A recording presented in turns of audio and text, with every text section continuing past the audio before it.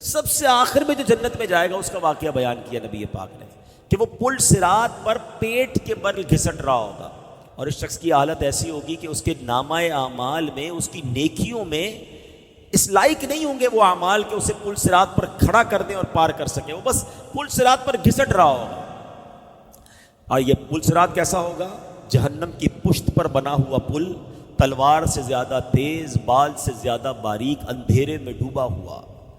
اب یہ اپنے رب کریم کو اس حالت میں پکارے گا، اللہ اکبر، کیا درد بھری پکار ہوگی، اے میرے رب مجھے جنت میں پہنچا دے، میرے رحمان و رحیم اللہ مجھے جہنم سے نجات عطا فرما دے۔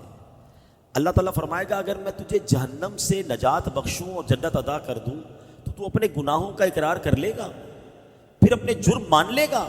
میں حدیث کا خلاصہ پیش کر رہا ہوں۔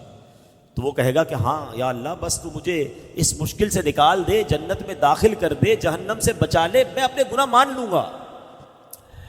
اب پل صراط سے اسے بآسانی پار کرا دیا جائے گا۔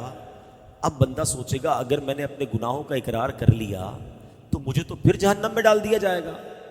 یہ انہی سوچوں میں غرق ہوگا کہ اللہ پاک فرمائے گا اے بندے اپنے گناہوں کا اقرار کر، میں تجھے بخش دوں گا اور تجھے جنت میں داخل کر دوں گا۔ مگر وہ کیسا بندہ ہوگا، وعدہ کرنے کے باوجود کہے گا مولا تیری قسم میں نے تو کوئی گناہ کیا ہی نہیں ہے، میں نے تو کوئی گناہ نہیں کیا، نہ مجھ سے کوئی خطا ہوئی ہے۔ اللہ پاک فرمائے گا اے بندے میرے پاس تیرے خلاف گواہ ہے۔ وہ ادھر دیکھے گا ادھر دیکھے گا، عرض کرے گا یا اللہ گواہ کدھر ہے؟ گواہ تو کوئی بھی نہیں، میں اکیلا ہوں۔ اللہ پاک اب اس کی جلد کو، اسکن، جلد کو حکم دے گا اور وہ اسکن جو ہے، وہ جو جلد ہے، وہ اس کے صغیرہ گناہ بیان کرنا شروع کر دے گی۔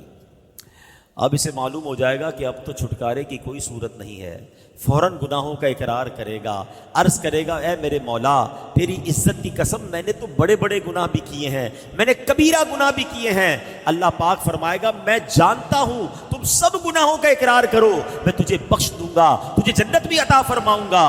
پس وہ اپنے سارے گناہوں کا اقرار کر لے گا، اقبال جرم کر لے گا، اللہ کریم اسے جنت میں داخل فرما دے گا، اس کے سارے گناہ معاف فرما دے گا۔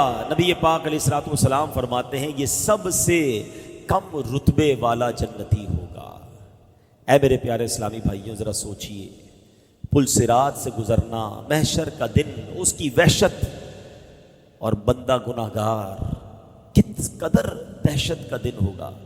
اچھا دنیا کی عدالت کا کیا دستور ہے کہ اگر آپ اقرار کر لیں، جس کو کہتے ہیں نا اقبال جرم کر لے، تو دنیا میں جو ایکسیپٹ کرتا ہے اس کو سزا سنا دی جاتی ہے، مگر رب عز و جل کی کہتے ہیں نا رحمت کے اصول نرالے ہیں، جو اس کے دربار میں گناہوں کا اقرار کر لے، شرمندہ ہو جائے، میرے مولا کی رحمت اسے معاف فرما دیا کرتی ہے۔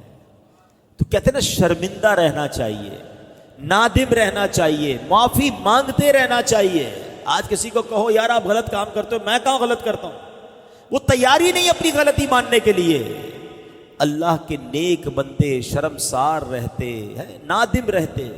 احادیث میں یہ مضمون ملتا ہے الندم التوبہ، شرمندگی ہی توبہ ہے۔ شرم ہی تو نہیں آتی نا، گناہ کرتے پھر بھی اسرے ہوتے ہیں۔ تو کوشش کرے کہ اپنے اندر شرمندگی لائیں۔